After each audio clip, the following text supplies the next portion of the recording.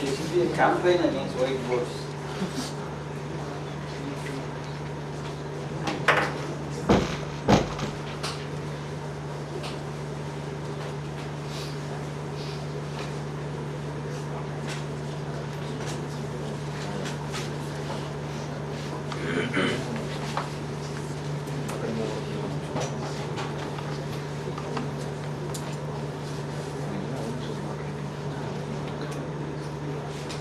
Okay, I more or less want to conclude the discussions on set theory, but one important thing which I forgot to tell last time, and I started something on ordinal numbers. I'll very quickly conclude the ordinal numbers also.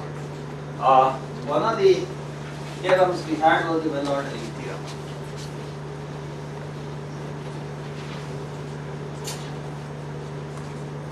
Which said that every set can be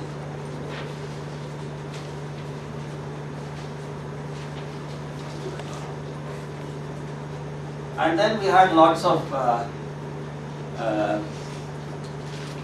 discussions on this with the axiom of choice, and we said all these things are equivalent. There are many, I wouldn't say these only. Now what I want to do is the following. Suppose I have a well-ordered set. Why unnecessary? I can even do it for. Suppose I have a totally ordered set.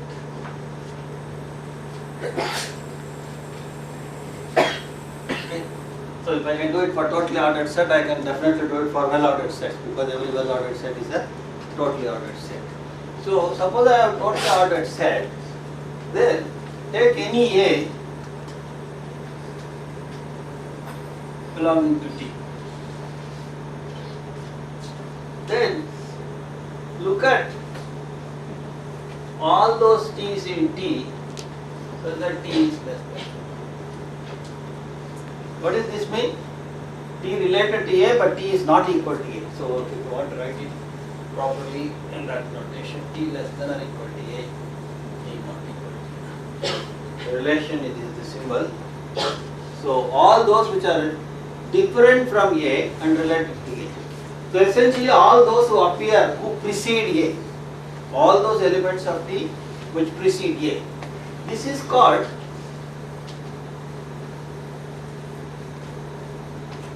the initial segment determined by A.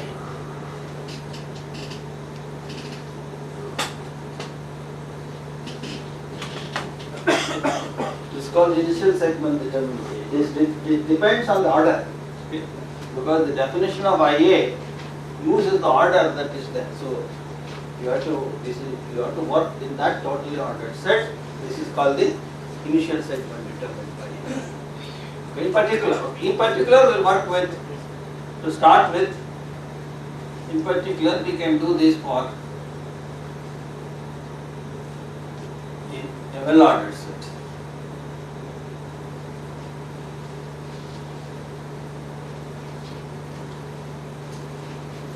Okay, let us take the following examples.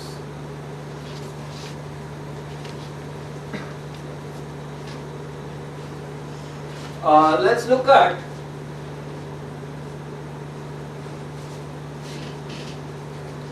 the natural numbers with the usual order. That's a totally ordered set.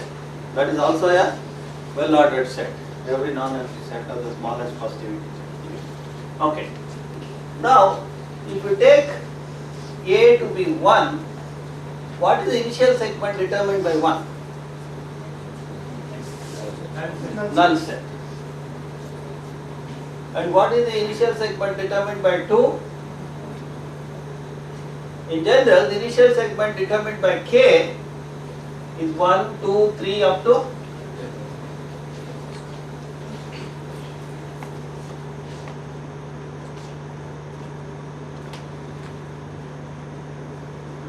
suppose you take the real numbers and you take any A in R. What is the initial segment determined by A? the interval minus infinity to a. All the real numbers which are less than, that's the initial segment, that is all the way up to a and not a.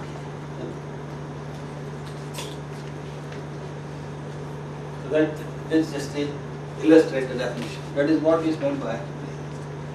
Now, what does, let me just loosely discuss, what does everybody knows, everybody has used mathematical induction, principle of mathematical induction. What does it say? What does mathematical induction say? You have used number of exercises we do in 11th and 12th standard, starting from high school itself, on using mathematical induction. You must do it for one thing, then you prove it for n minus 1. Will you please say, one person say clearly what you have in mind? Yeah? Some theorem, let's say we'll Some theorem. I'll write exactly what you say. Yeah, tell me. So some statement is true for some statement if you Okay, you have a statement. Okay, so start with a statement. statement is if it is true for if you assume that it is true for n equal to So statement, what has it got to do with n?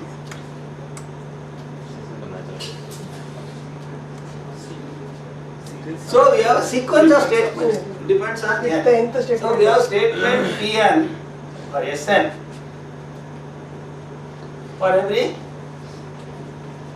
n in the integer. So we have a sequence of statements. Now what does the mathematical induction say? if you assume the statement true to be So let us say T to be the set of all n in n such that Sn is true. Then what is then 1 belongs to T and for every n belonging to T, n belongs to T implies n plus 1 belongs to T implies T. Is that correct? Okay. So you have a sequence of statements. Each statement depending correspond one statement corresponding to each integer n. So the statement is a function of n, and you look at the values of n for which the statement is true. Okay. Suppose my Sn is the statement that n squared is prime. Then what is T? Is it true for 1? Yeah. Is it? 1 is not treated as a prime. Or is it true for 2? No. Is it true for 3? No. So it's the empty set. Okay. So suppose the statement is that, the nth statement is that 1 plus 2 plus 3 plus etc. n is equal to n into n plus 1 by 2. Then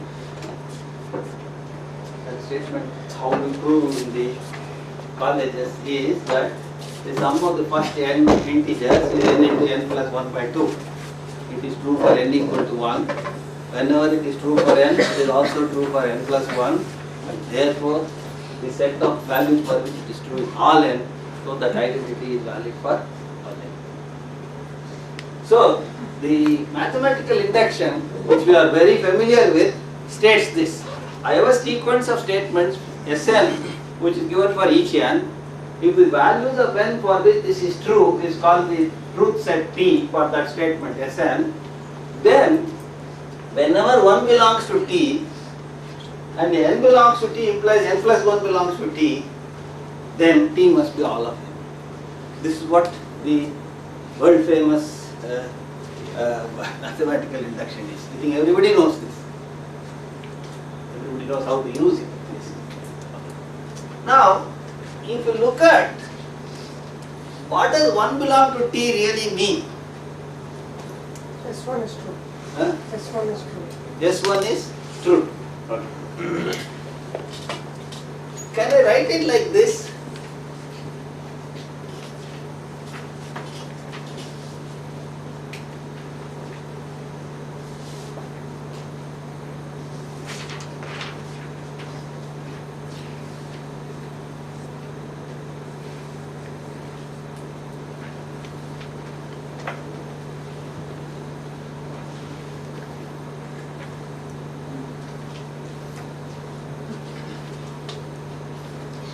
Can you write it like this?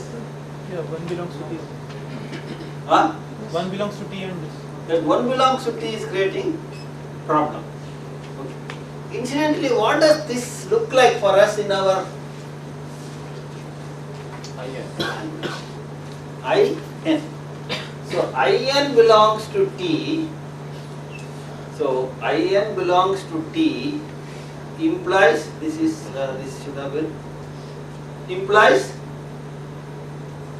N belongs to T, and your problem that one belongs to T is a difficult thing.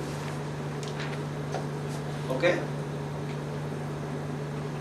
But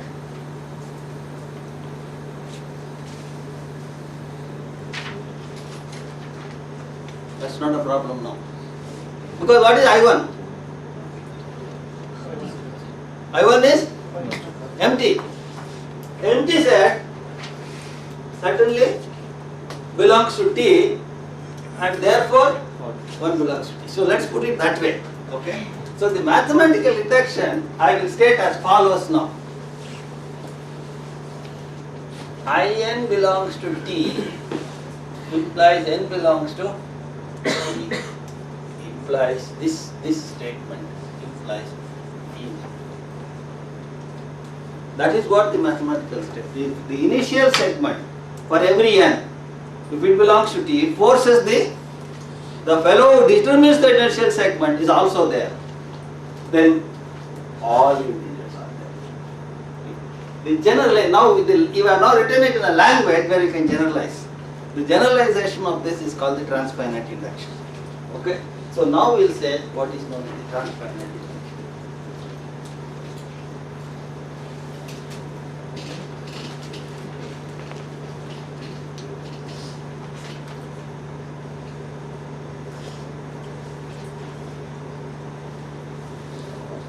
It's called principle of transfinite. That was called principle of mathematical induction. Now we will say principle of transfinite induction, where we no longer restrict to the set N. Okay. Suppose let W be a well-ordered set.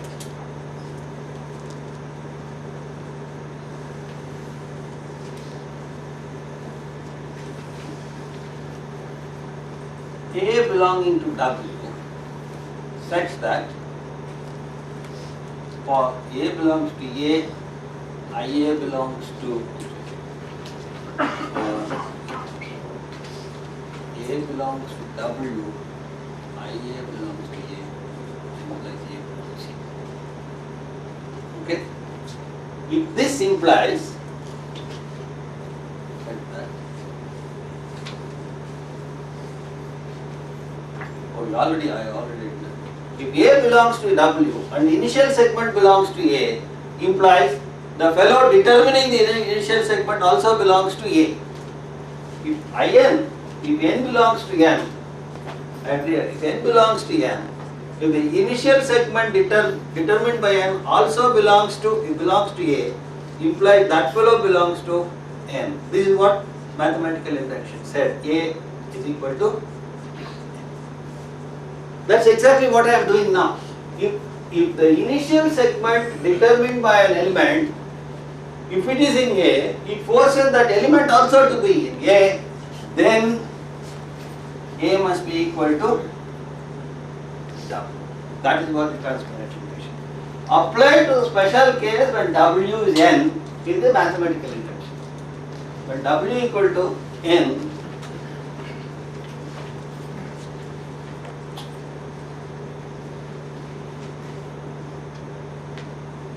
you get mathematically the principle of mathematical induction.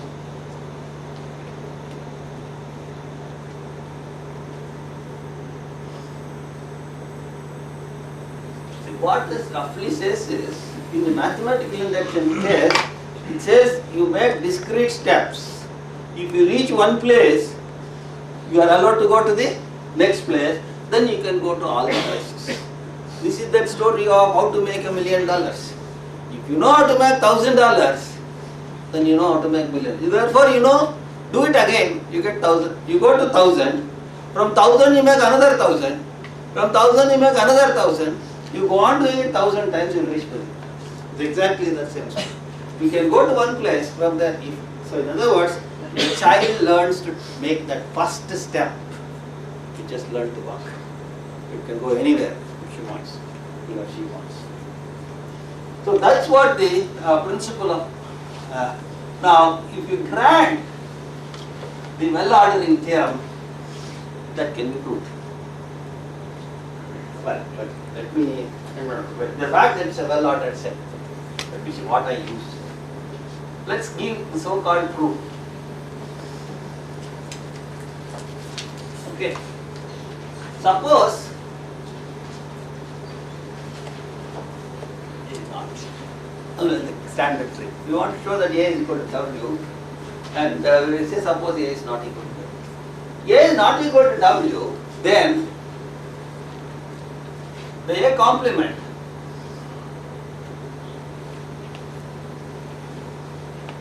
is non-empty, right? So the A complement is a non-empty subset of W. So therefore, A complement is a non-empty subset of the well-ordered set. See, whenever you have a well-ordered set, the only thing you know about it is a non-empty set as a first element. So somehow let us start with cooking up a non-empty set, convenient non-empty set. So I cooked up a convenient non-empty set, therefore it must have a first element.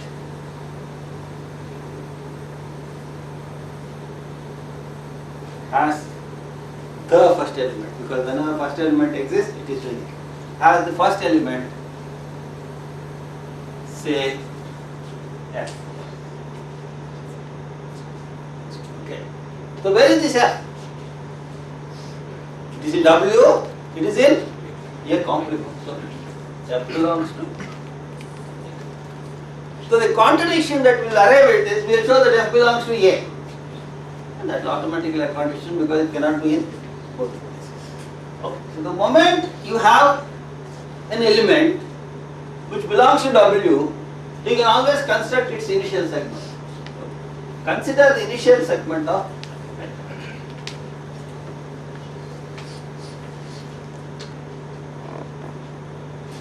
Consider the initial segment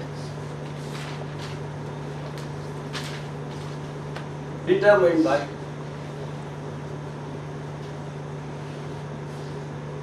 F.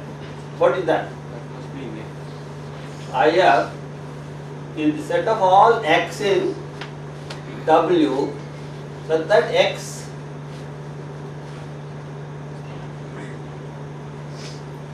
appears before F and not. Now clearly all these x's must be in A, because all the A complement fellows appear after F, because F is the first element of A complement. Clearly, since F is first element of A complement, IF is contained in. But whenever anything, our hypothesis, induction hypothesis says, whenever the initial segment of something belongs to A, that fellow determines that initial segment also. So, where is it? So implies F belongs to A by star, but F was in A complement, a contradiction.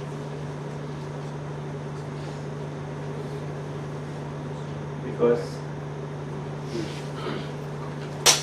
okay, therefore our starting point that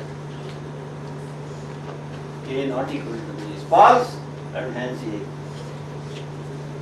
So this is the generalization of the mathematical induction. Of course, I will not get into the more complex issues of how independent is this and so on and so forth.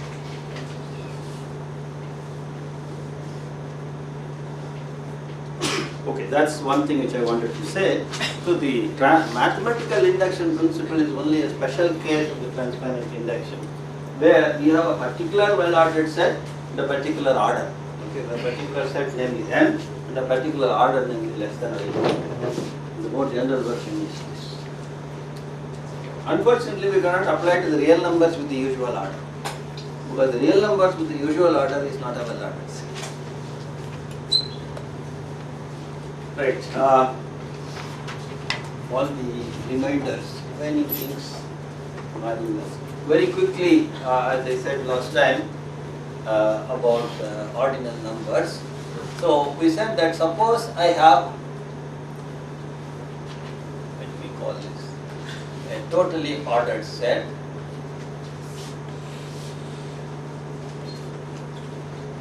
We associate a symbol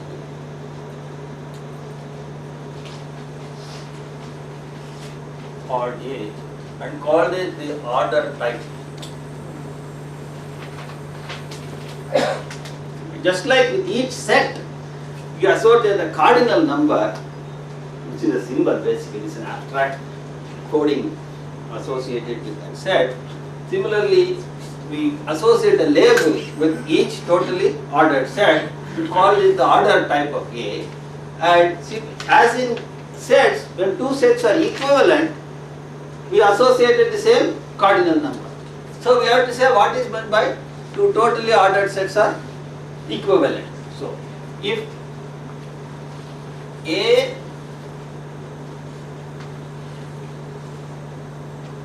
B are two sets, we say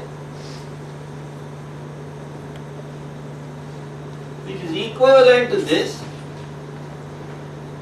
if, well, if it was only sets, all I needed was a 1-1 onto map. But since I also have order, I want that order to be preserved by that map. So if there exists a function from A to B such that 1, f is 1-1 and onto,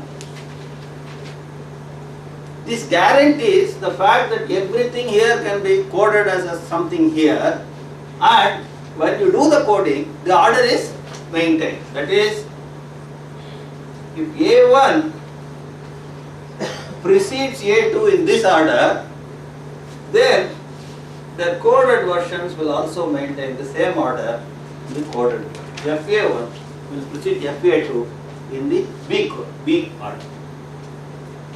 Such an F is called order isomorphism. Such an F is called an order isomorphism. Of course, order isomorphism of this onto this. Of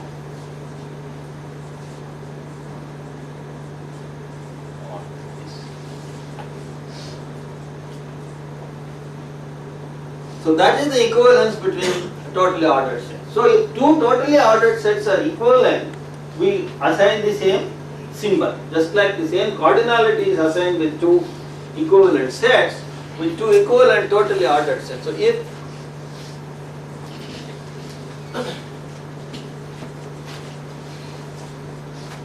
we assign odd such that the order set of A, the order type of A, they have the same order. So what it says, what we mean by the same order type, not only the elements can be matched, but the ordering can also be matched. The matching of the elements can be done in such a way without disturbing the order in which they appear. That's essentially what is meant by saying that they have the same order type. So if this means the two base sets are equivalent to each other. This says the two base sets are equivalent to each other, but in addition to that, the orders are also equivalent to each other. Then we say the equivalent and then the order types. In particular,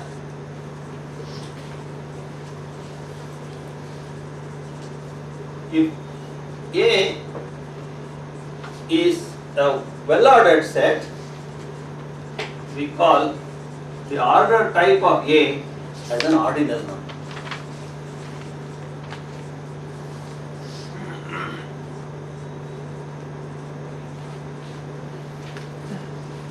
Okay. Hope I can do last few things today.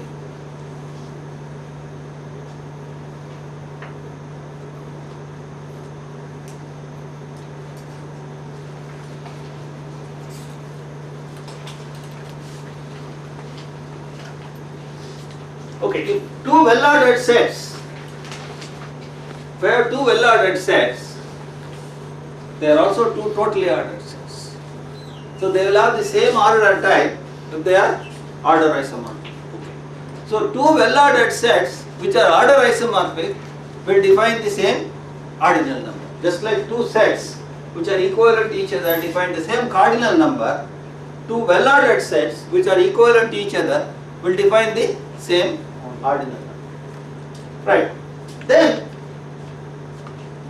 I am just saying what we did for cardinal numbers, quite a bit of it can be carried over here. If you look at cardinal numbers, we said that we can arrange them. We can introduce an order in them. Namely, I can say one cardinal number is smaller than or equal to another cardinal number.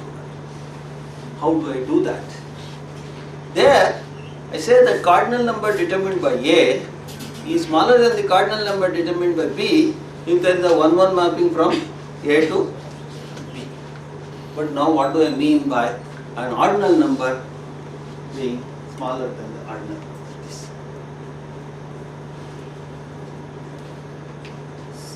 Think intuitively. Now not only I must arrange elements, I must carry over the order. So if this has to be smaller than this, what should happen? Subset of continuous. Remember, we already defined well-ordered sets when one is continuation of the other. That's all we do. So in other words, the way to say it is this original first one is smaller than the second one. If the first one somehow can be brought to W2 and put there and the rest of W2 follows.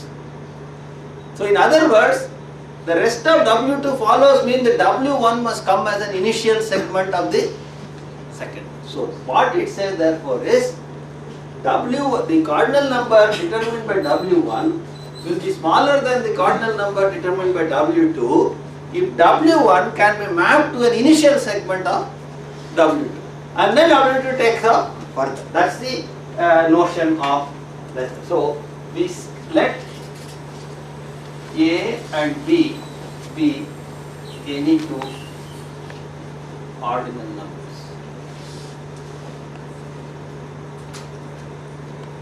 Now, how did we do with cardinal numbers? Whenever we want to do something with cardinal numbers, we took a set representing that cardinal number and then manipulated with those sets and then got the answer in terms of the cardinal numbers. And later we had to observe that this is whatever we did is independent of what representative set we choose for the number. Same thing.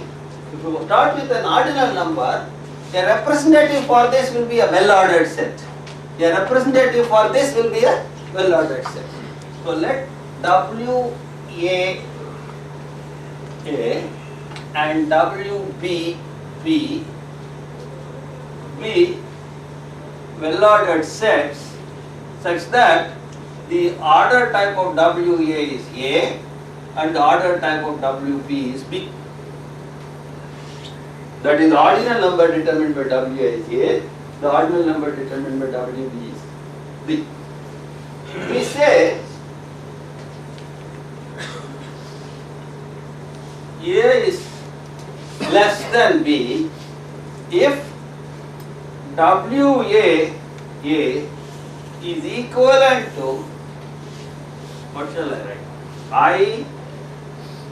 IB, where IB is an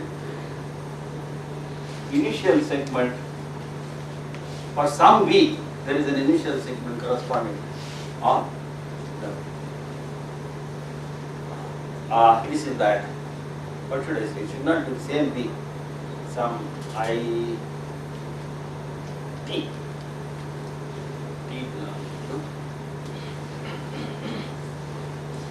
There is this WB. In this WB there is one fellow. Let us think of this as the initial segment. They are all going up. Just take the initial segment corresponding to this, and then there is this WA. This can be matched with this with order. So in other words, what we can think of is W2 was here. So now what I am going to do is, this is the order in which W2 is going. I am bringing this W1 and putting it here. So the rest of W2 is only an appendix to the W1 in this, once we encode it this way. That's what it really is. Then we say A is there. And we say A is less than or equal to B if A less than B or A equal. That's exactly. So this less than or equal to becomes a partial order on any collection of ordinal numbers. So it turns out, I will skip the proof, the rest of the proof will be essentially a little bit more sweating to keep the order in order, but the rest of it is the same as we did for cardinal numbers. So it turns, let me finish this, it turns out that less than or equal to is a partial order on any set of ordinal numbers. Yes? What's the total order in cardinal? Huh? Cardinal numbers. What do you mean? Cardinal numbers. Yes. The total. The cardinal numbers was the total order. That will come the next step. The law of trichotomy holds for ordinal numbers also. That is, given any two ordinal numbers A, B, either A equal to B, or A less than B, or B less than A. And therefore this partial order becomes a total order also. So That's the next. I'm not going to prove any of those things. Sir, Yeah. this T, Yes? Yeah. T will be the first element of WB minus WA. T will be the first element of. WB minus WA. There is nothing like WB minus WA. Oh, yeah. Because WA is a different word and WB is a different word. That W word I am bringing along with a translation language and identifying it with a part of T. Right? It is not the WA itself is the initial segment of this. The identification of WA can be identified with an initial segment of W. That's what it is. The identification is this isomorphism. Okay? The identification is by order preserving isomorphism. Yeah, you have to have an order, otherwise the whole thing is gone. In all these definitions, unlike in cardinal numbers, the ordinal number definition is an order type. The order is important there. Okay, it has to preserve the order. That is why I said, here is the way in which these fellows are located without disturbing them. I bring this fellow WA, make him sit at as an initial segment. That's all. Without disturbing the order.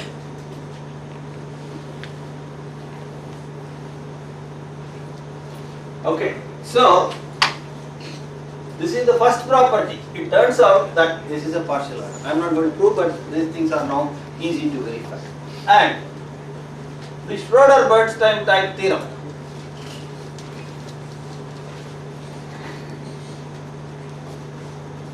What did the Schroeder-Bernstein theorem say in the case of, that is exactly what will be used in this part of this to show that it is antisymmetric. So I should have brought it before. But anyway, what does it say? If we have two cardinal numbers such that A less than or equal to B and B less than or equal to A, then A must be equal to B. So maybe I should call this as 0. This is 1. I had a friend, incidentally. I have a friend. Not had a friend. I still have many friends. Despite living here for so many years, I still have some friends left in this school. Okay. I have a friend, very good friend, much senior to me, still around in the campus. He always used to, in a seminar, after when somebody gives a seminar, in the end he has to ask questions by rule. Default there will be questions from gentleman, and he would say, I have 2 questions and 3 comments. I will ask my second question first. Now, what the heck? I don't know what are your questions and what is the order. Whatever you ask is my first question. So it's like that. So I will put the 0th comment second and the first comment earlier. It reminds me, every time it reminds me that. So exactly, I think I told this many times. I keep repeating it. So I was waiting for almost 15 years to give this person back. So once I gave a seminar in which he said, I have 2 questions and 3 comments. I lost my second question first. Then I told him, I'll reply your 3rd comment first. So, from that day I stopped. So sometimes in orders we forget. Okay, so this is what it is. That the Schroeder-Bernstein theorem says that type theorem is A and B are ordinal numbers such that A is less than B and B is less than A. The reason is this fellow can be brought and put as a initial segment of that, and that fellow can be brought and put as an initial segment of that. Intuitively, it's not looking at a match.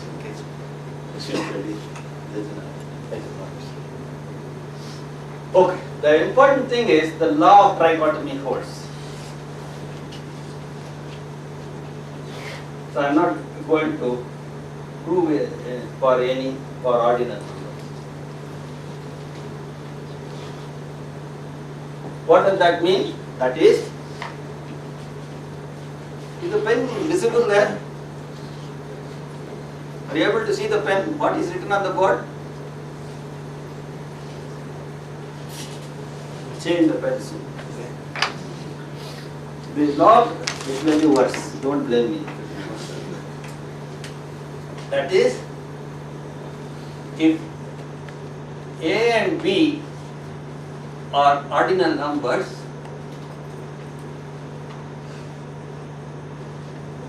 then exactly one of the following words. Exactly one of the following, which is no better. That is A less than B, A equal to B, B. One of them must. That's the law of it. Okay, so somewhere along the line I will continue the hypothesis and wind this discussion on ordinal numbers. So where is this concept of ordinal numbers? I will see. You will see that again in the order of the infinities. Okay. That's why I said this is again a whole big chapter. So I'm just quickly running through some of the familiar things.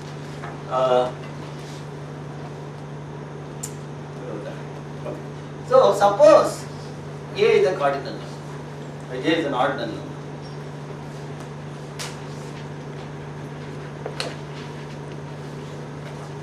Well, incidentally, we will follow some notations.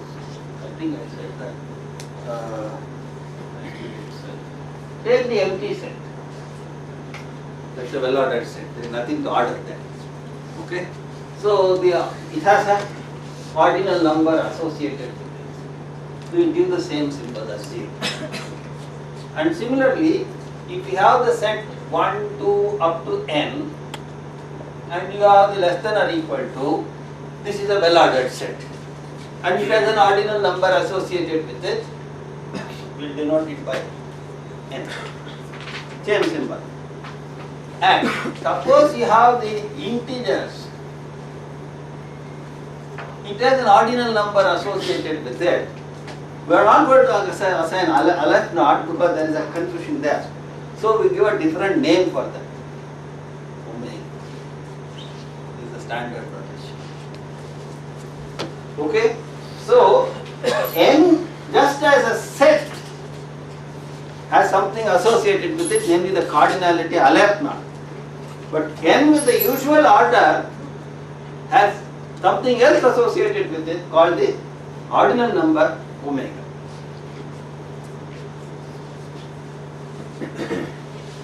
Now suppose I have any ordinal number.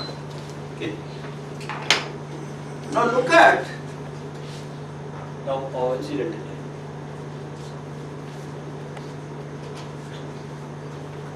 So this makes any set of ordinal numbers. Or that I wrote here. 0 was there. Any set of ordinal numbers. This one, any set of ordinal numbers. A partially ordered set. Now this also makes it a totally ordered set. With any set of ordinal numbers, a totally ordered set. Okay. So now let me condense infinity into next 1 or 2 minutes. Now suppose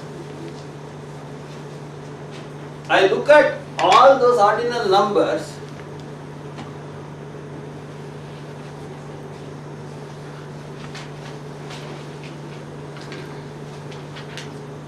I start with an ordinal number and look at all those ordinal numbers which are less than a. I know what is meant by less than a. I know what is meant by one ordinal number is less than a. Now, it turns out these are all easy to verify.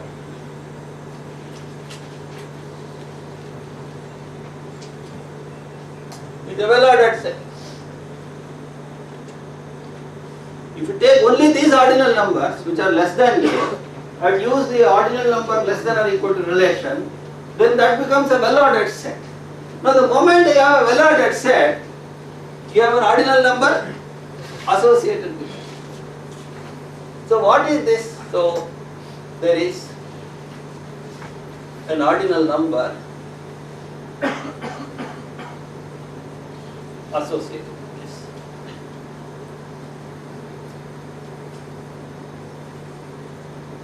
What is this ordinal number? It turns out to be a itself. So what is this? What is a? Turns out the ordinal number P. So basically what, loosely speaking, the interval minus infinity to a, the open interval, determines a. That's the initial segment essentially determines that. So there are certain technical difficulties, therefore I don't use the terminology like initial segment. Is that clear? It's not cheating or anything like that. I start with an ordinal number, I look at all those fellows, ordinal numbers who are less than a, and that collection forms a well-ordered set, and any well-ordered set will give an ordinal number, therefore this will give an ordinal number. So I started with an ordinal number, ended with an ordinal number, what is the connection? They are both same. Now, So for finite sets, A is Yeah. n. you are dealing with infinities. Well, okay, I'll come back. Sorry, sir, I don't want to get too much into this. Okay. So let's say I am dealing with infinities. Now, therefore, I want to look at ordinal numbers omega and look at their p omega. What is p omega? Sorry, I should not use omega because I use omega for something else. Okay. So I look at ordinal numbers x, and for each of these x I look at px. Okay. What is px?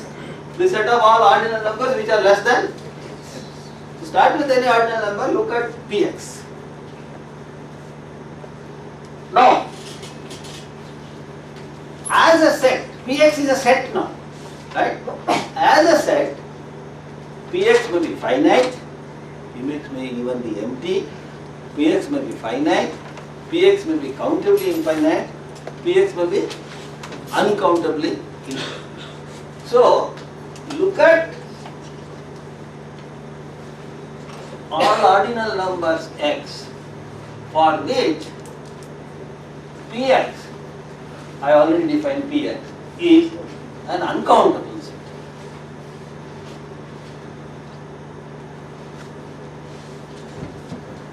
uncountable set. Now, among all such x for which Px is uncountable, there is the smallest x. Okay. There is smallest ordinal number omega denoted by omega such that P of omega is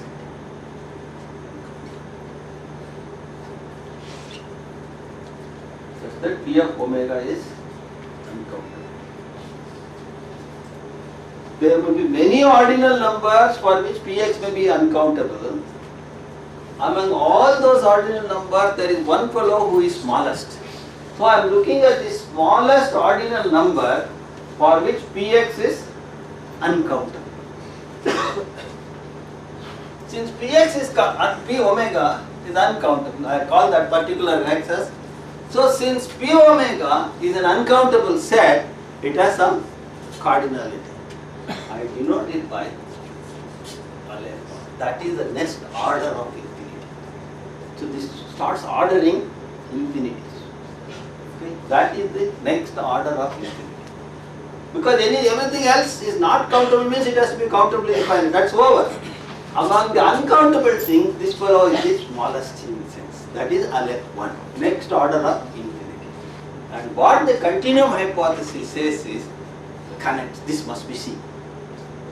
Aleph 1 must be C. Okay. So that is the continuum hypothesis says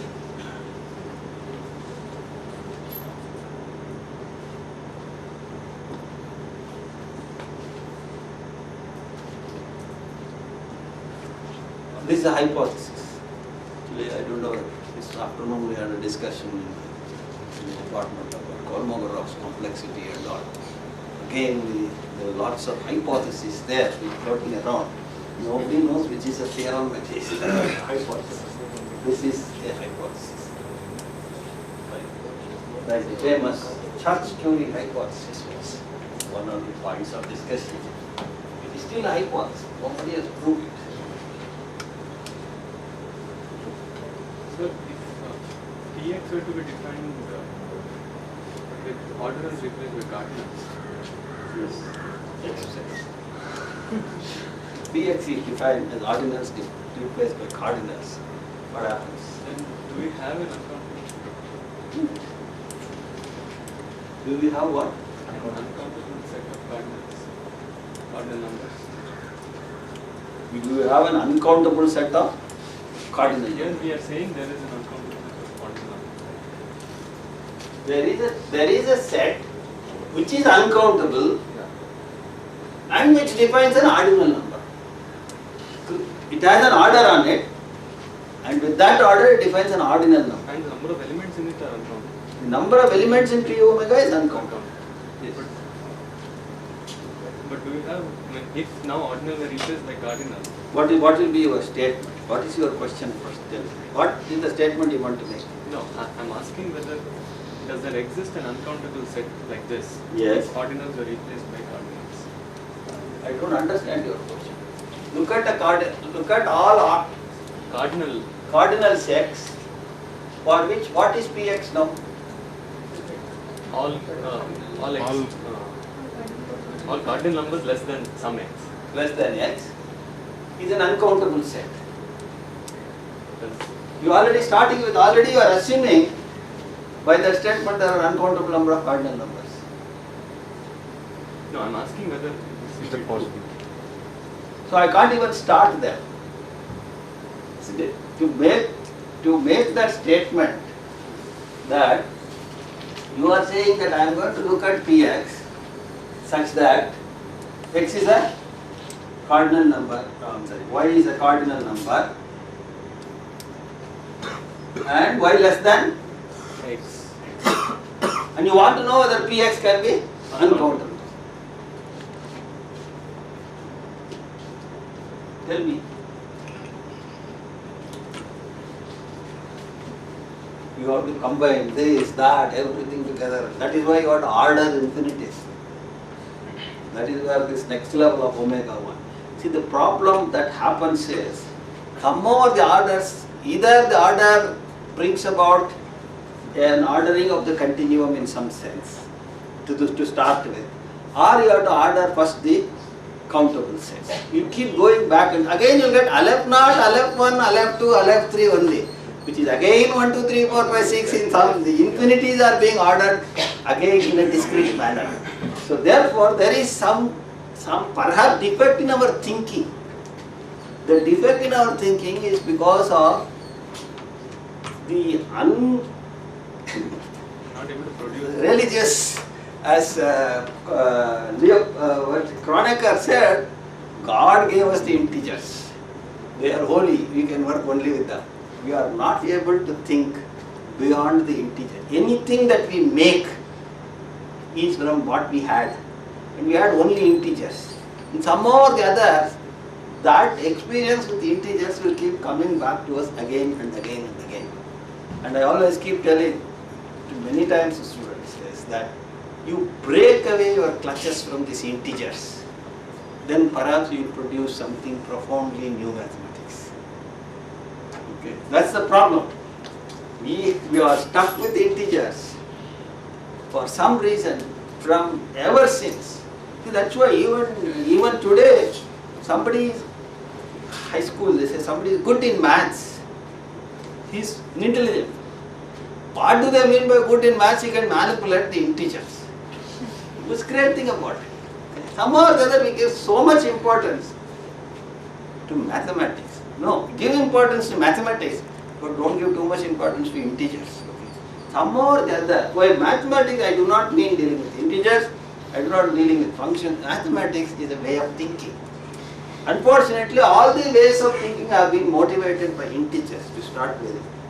Because that's what somehow or the other all of mathematics started with, counting. And that we still counting. Now we are counting infinities. Aleph naught, Aleph 1, Aleph 2, then remain the remaining ordinal number. There is one more fellow who is the smallest, who is next level of infinity, that is Aleph 2, then Aleph 3, then Aleph 4, then it goes on and on and on and on. So again, we start working with these terms. Okay, so there is a certain amount of, so in other words, this is perhaps, I don't know, is there any theoretical computer sciences here? I think happily and cleverly they are not raising their hand. They know that I am going to ask a question. So it is like a Turing machine can produce only a Turing machine. With the numbers, we are not able to go beyond any certain level. That's all we can go and no further. So if you want to think differently, get something out different, you have to start thinking. See, if your starting point, somehow genetically it has got it. You start with integers, all the genetic facts of integers will keep chasing. See, it is like if you do some pop, if you are Hindi, some sin, even after 7 reincarnations it will chase you, it seems. It will not leave you. That whole thing you started with integers is chasing you all the time. 2000 years have passed, 3000 years have passed, it keeps coming back to you. Now genetically they say there is something called genetic imprinting. Somebody 4 generations back in my family might have had diabetics. It may be dormant for 4 generations, but then come and catch up with me this generation. No, that is exactly what they said. If you do some karma, now it is going to catch up with you sometime or the other. It's not going to leave. It is there. Record has been kept. No, when conveniently the record is going to be opened is a different ballgame altogether. So that's the problem in many of these things. That's what I say eventually. If you go on feeling it, there is nothing in it. Even integers.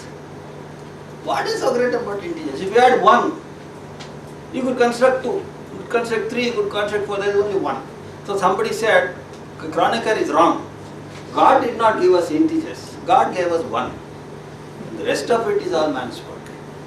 Then actually, the counter construction is God gave us nothing. and the rest of it is all man's construction. What he meant was, if you have the empty set, you can construct the integers. Okay? So if you have, all you need is the empty set. So the whole thing is, if you go on peeling the onion, finally there is nothing in it, that the empty set is sitting there. And that fellow created this huge monster called mathematics. And even bigger monsters like we call mathematics teachers. So that's exactly, this whole thing seems to have come up from this empty set. The empty set, then the integers, from the integers, the rational numbers, from the rational numbers, the real numbers, the real numbers, the complex numbers, then the abstract rings and fields, etc., the abstract number things, all kinds of mess he has created. He had nothing in his pocket. See how beautiful business he has done without any investment. Okay, then eventually I am going to come back to this real numbers. Right. So I will probably stop the discussion on the preliminary set theory here. But one small thing mentioned which I used in a lot of constructions later is the just quickly about equivalence relations.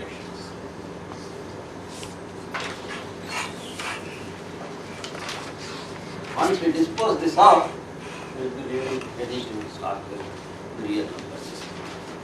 Now suppose you have a set A, we already seen any set A, the relation R on A is said to be an equivalence relation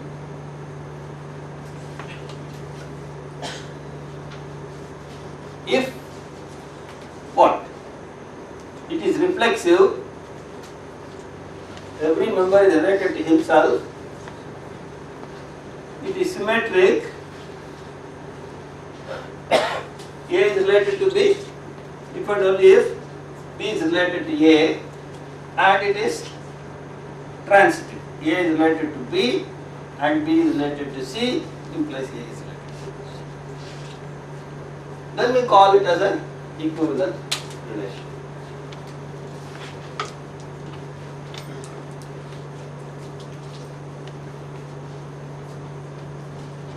Now, suppose you are an equivalence relation.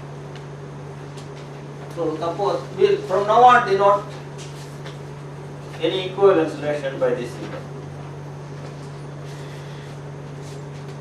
So suppose this is an equivalence relation. Suppose it's an equivalence relation. Let's take non-empty set here. So here is A. Take any element A. Now look at all the fellows who are related to A. That is, then we look at the set of all x in A. That's the x is equal, which is related to this equal. Now we'll call it, say, I'll use this notation. This is called the equivalence class generated by. It's like the initial segment, but in this case you can go both ways. So this is called equivalence class generated by. Now, suppose I take another B. Suppose, let me make many comments about this. First of all, an equivalence class is non-empty. Why? A belongs to that because A is related to A. So, this is non-empty.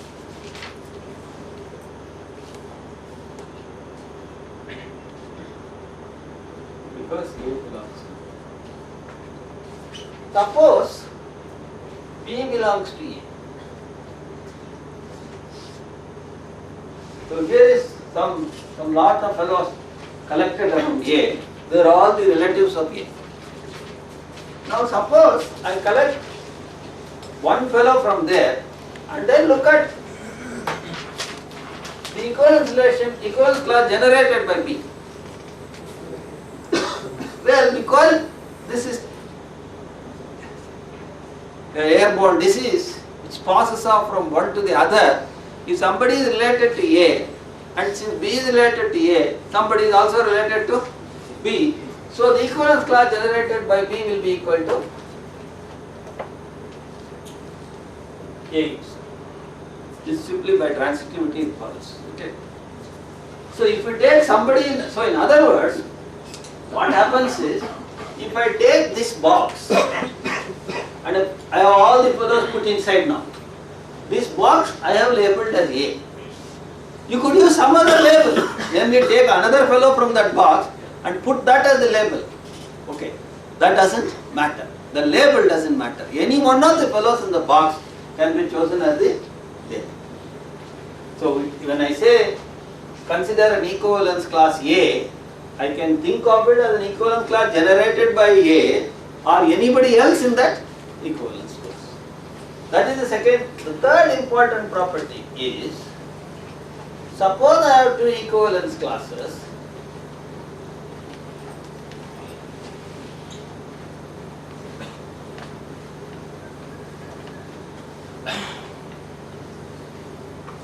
They are sets. Any equivalence class is set of some elements in the A.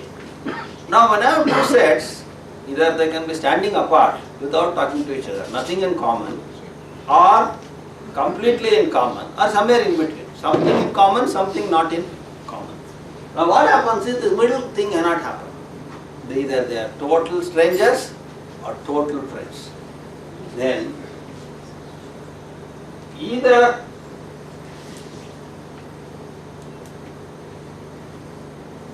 they have nothing in common, or if they have something in common, they better have everything in common. It's again from transitivity. If there is one link relation, then all the links are established. That is transitivity establishes all the transitivity and symmetry of course can go back and forth. So the equivalence classes are either totally disjoint or completely identical. So therefore, we can take one equivalence class, remove it, then look at the remaining fellows. Take one fellow, construct the equivalence class for it, remove it. If we go on doing it, we will get distinct equivalence classes, and since everybody belongs to at least one equivalence class, we would have divided the whole set into disjoint, non-empty sets. This is called a partition of the set. Okay? So the distinct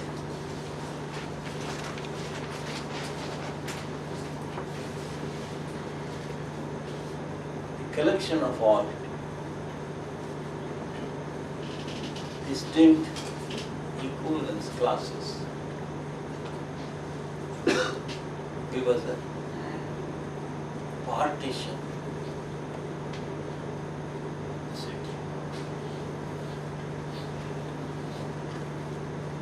What is meant by partition of the set A?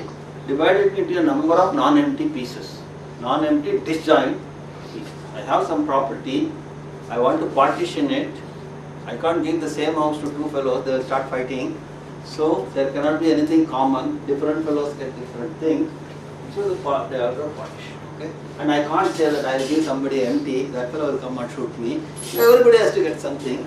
So there are non-empty sets. A is partitioned into non-empty sets. Conversely, if we had such a partition, you define two fellows to be related if they belong to the same part, and that will give you a equivalence solution. Conversely,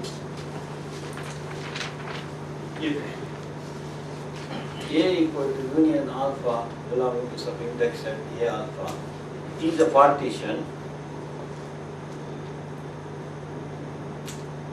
what do you mean by this?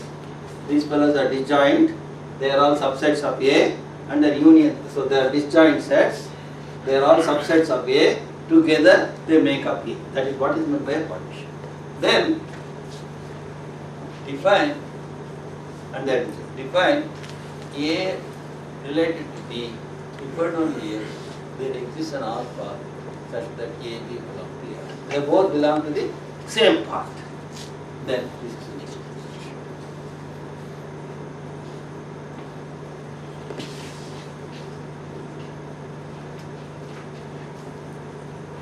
So every partition gives rise to an equivalence relation. Every equivalence relation gives rise to a partition of the set. It is this equivalence relation that is going to play a very major part in many analyses. What this says is, the moment you want to study a set of objects with respect to some property, then two objects having that same property are equivalent for you, because that's the property of it. Then put all those fellows having that property common in one box. Then that divides the set into different parts. Now, on each part I have to study one sample.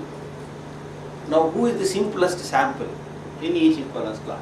That is the canonical form, normal form, standard form, fundamental form. There are several names at each stage given for each one of these things. Okay?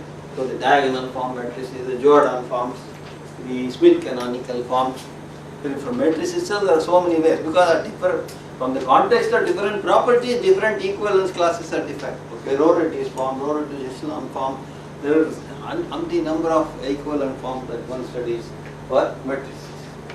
But idea is, you can partition this entire collection at every given time into a number of pieces, and from each piece you have a clever way of choosing one fellow. By looking at him, you will get all the property. There is one fellow who is the Vishwarupa of that particular equivalence class, who tells everything about that class, all the properties that you are interested in the right way, in an explicit, clear, no nonsense way. Okay, so with that introduction, I think that is the end of, for the time being, discussion on just raw set theory. Okay.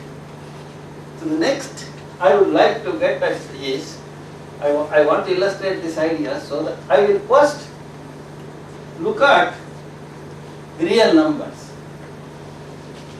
Now, I will take for granted Kroneker's dictum that God gave us integers. So we have the integers with us.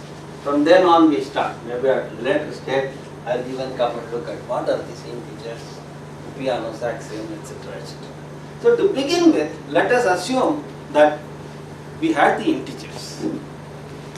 Then why were these fellows not happy with it and lived happily? Why did they create confusion for us by creating more and more numbers? Wasn't that enough? So we have the integers. From here on we start. Now you will see that whenever, whether in algebra or analysis or whatever it is, when a mathematician does a construction, he does not do until he reaches a time when he cannot proceed any further without it. A very lazy fellow. Goes on trying to manage with what he has. He reaches a stage where he cannot take the next step unless he. And when he introduces it also, he does it just to create that problem which he had, I want to finish it and go. He doesn't think. So it is exactly opposite to the present day doctors. The moment you go to him, give him the wide spectrum antibiotics. Whether you have a disease or not, I am giving you medicine for that also, in anticipation that you may get that medicine. But actually when you get that disease, by the time you would have given you so many antibiotics, you will be immune to all antibiotics. You cannot even treat that. But this mathematician is a very lazy, compact fellow. Only that much and nothing more. And that I want to illustrate from this construction. So every stage, he introduces new numbers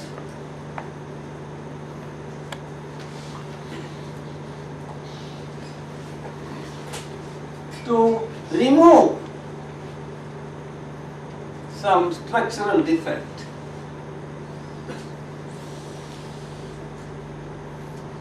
of the old numbers.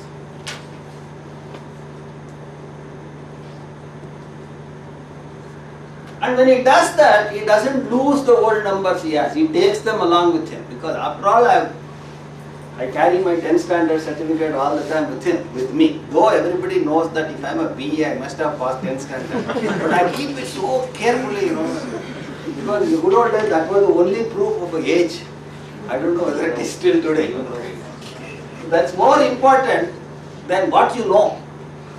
That is the most important thing for age. You have to prove that you are 22 years old or 23 years old or whatever it is. Okay? So that he carries along all the knowledge I have plus this extra drop of knowledge just to get out of this defect.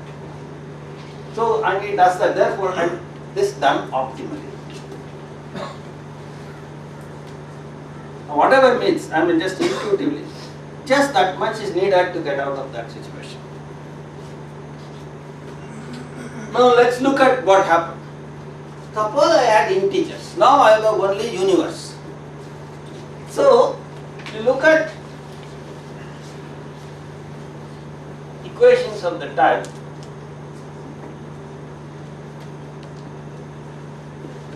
x plus m equal to n. You have to find x given, I will give some space here, given m and n. Now first of all, where are m and n given? The only universe I have is n. So they are given in n. Where have I to find x? Again in my universe. Now already there was a problem. For some choices of m and n I could do it, but for some choices of m and n I couldn't do it. So for example, if m was 4, if n was 6, you can get x as 2. But if you flip around, if m is 6 and n equal to 4, can't get any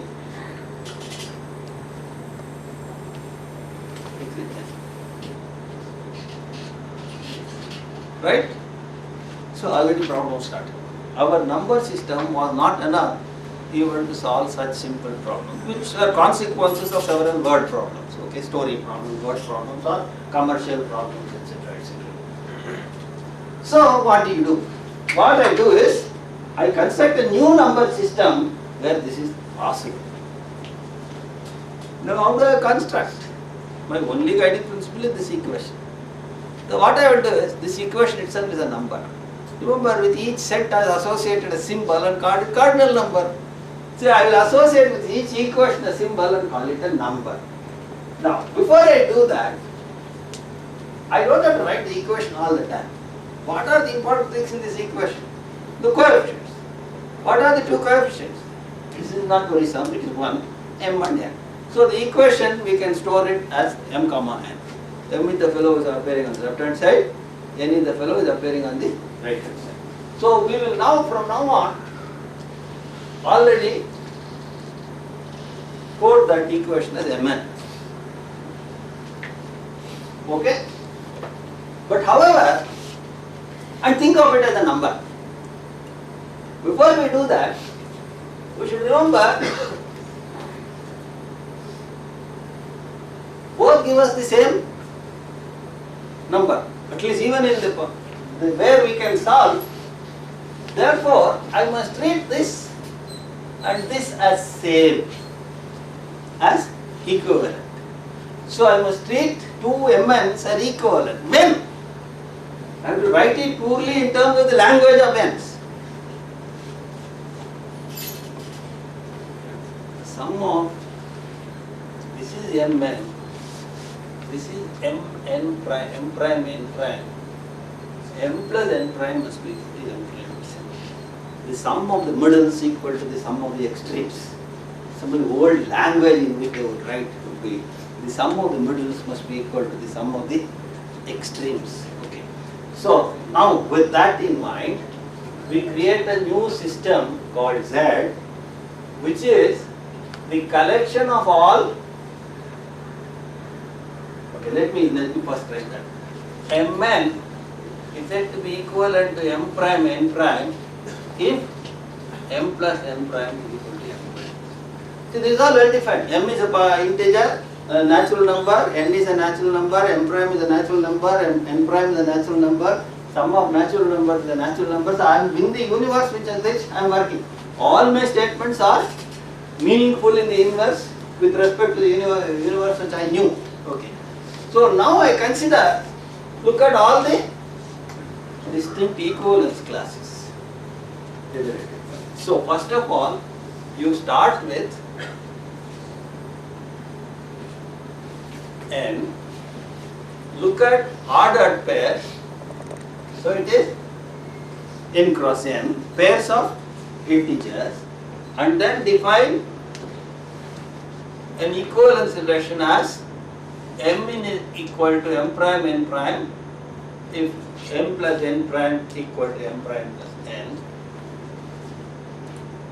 Then look at Z, the collection of all,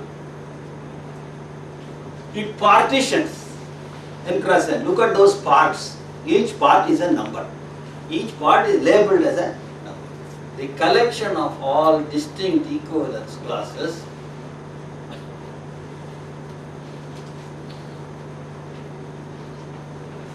each equivalence class is a new number called integer. Okay. I'll stop at this stage and let it think. Now, I made a statement that from what I knew, from the knowledge I had, now I created something. Namely, something called new numbers called integers. But I said when I create something, I have not lost. So I must not have lost the integers. The integers must be hiding somewhere here. So that I'll start from there. The integers, they will be identified with the subset of this collection. So I would not have lost the integers. Only thing is I would have written the integers now in a different language, that's all. So I would have got the integers plus something more, and there, natural numbers. And then I would have got something more, and that is what is called as the integers. And we will find that they are basically what we know, only we wrote them in different language. Now having got the integers, we would ask, well, you expanded your knowledge. Your original problem was you could not solve x plus a equal to b. A and b given in n. Now can you do it? Now what do you mean by can you do it? Can you solve x plus a equal to, or x plus m equal to n? Now where are m and n given? In a new universe. Can you find x in the new universe? The answer is yes. I have now created a new world of numbers in which I can handle equations like this and always get a solution. So, and that is the minimum required.